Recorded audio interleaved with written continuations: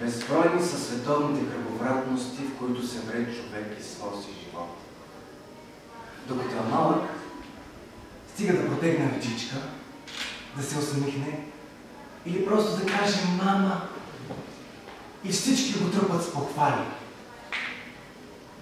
Колкото повече се източва човек, колкото по-голям става, толкова повече похвалите намаляват.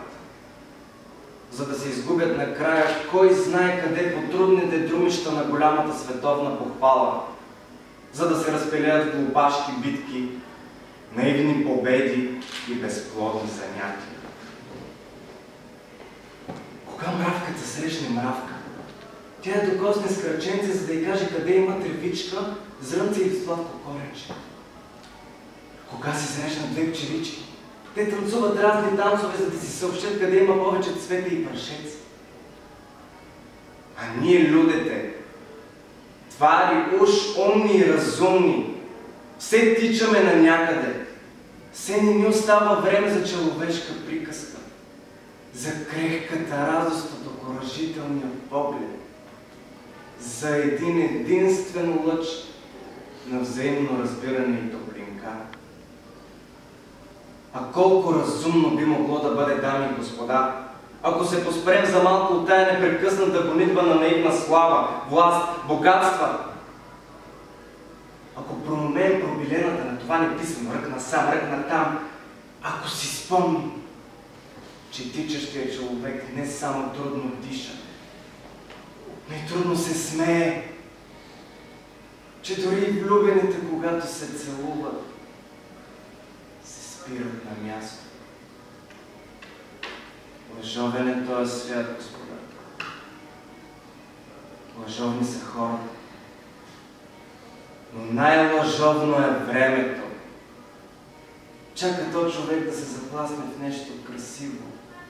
Влюбени очи, румен залез и хоп!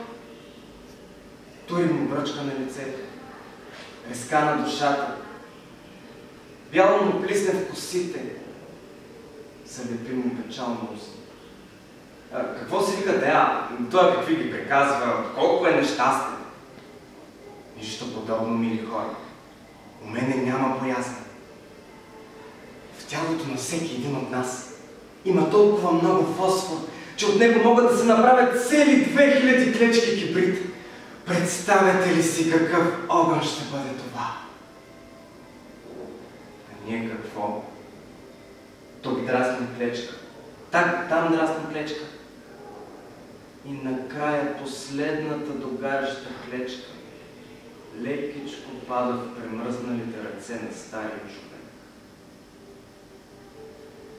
Мой беден български народ, душата ти препускат хладни ветрове, гневята ти кълнят бурени,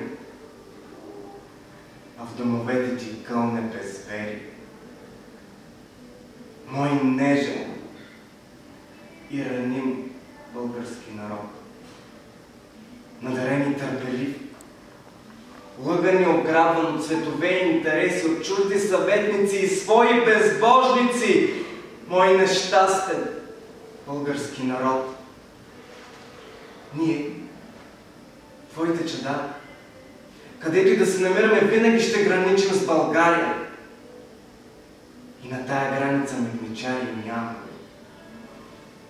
На тая граница стои нашата съвест, нашата доблест, нашата толерантност, гробовете на тия, които са били преди нас, и люлките на тия, които идват след нас. Мой нещастен български народ, заради страданието ти, поклон. Галерия търси млади таланти.